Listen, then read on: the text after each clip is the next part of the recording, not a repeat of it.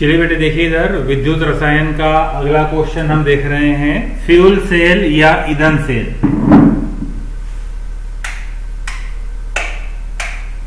Fuel cell या ईंधन cell. ईंधन सेल वे छोटी छोटी संरचनाएं होती है जिनमें क्रियाकारी पदार्थ को सेल के बाहर रखा जाता है।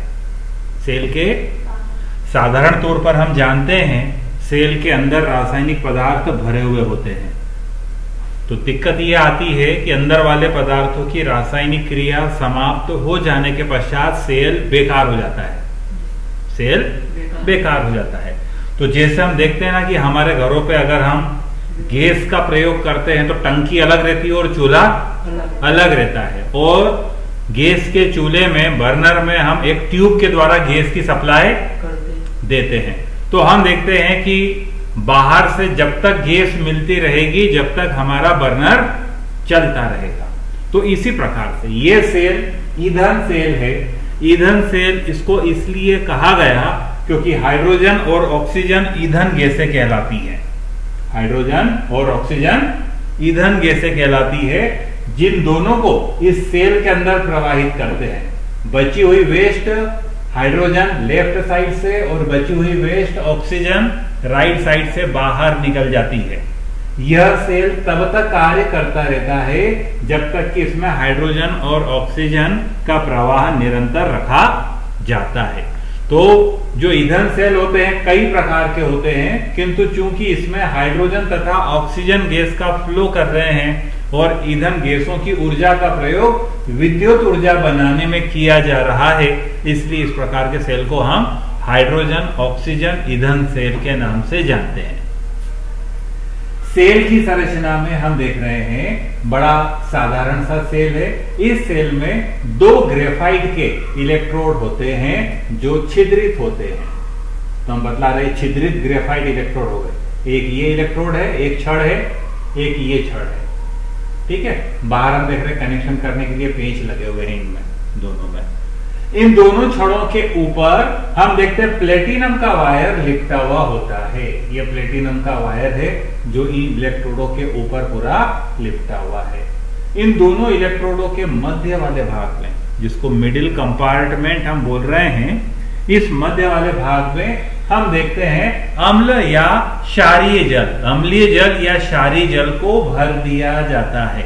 अम्लीय जल होगा H पॉजिटिव आयन देगा, क्षारीय जल होगा OH नेगेटिव आयन देगा। जैसे ही हम दोनों तरफ से ईंधन गैसों का प्रवाह जारी करते हैं, वहीं हम देखते हैं इन इलेक्ट्रोडों पर ऑक्सीकरण और अपचयन की अभिक्रियाएं संपन्न होती है ना।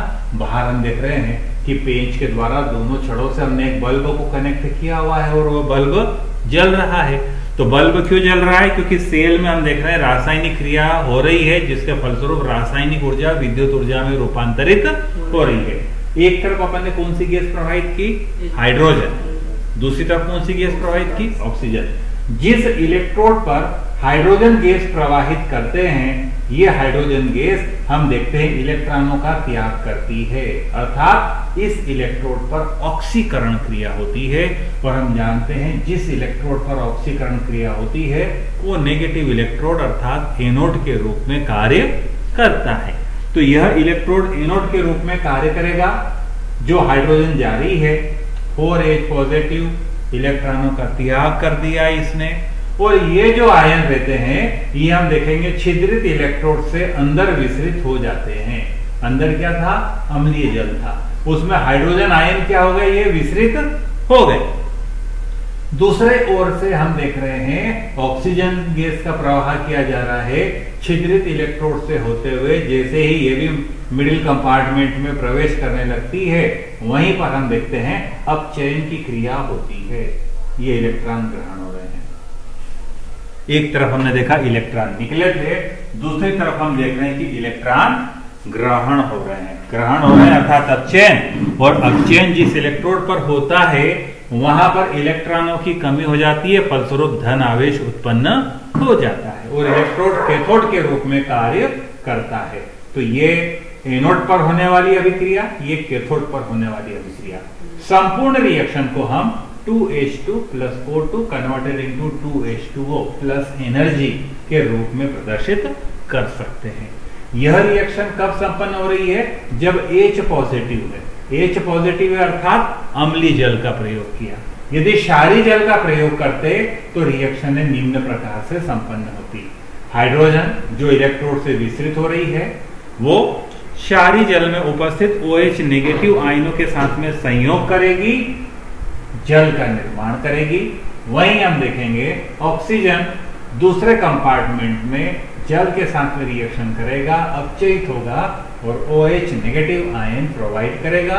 ये OH वापस से हम देखेंगे कि पहले वाली रिएक्शन में काम में आते जाएंगे। दोनों की फाइनल रिएक्शन टोटल अभिक्रिया एक ही प्रकार की संपन्न होती है। एग्जाम में अगर क्वेश्चन आता है तो हम केवल अम्लीय जल लेकर के होने वाली इन 3 रिएक्शनों को प्रदर्शित कर सकते हैं। देखिए अपने नोट्स में ईंधन सेल वाला क्वेश्चन, पढ़िए पूरा उसको।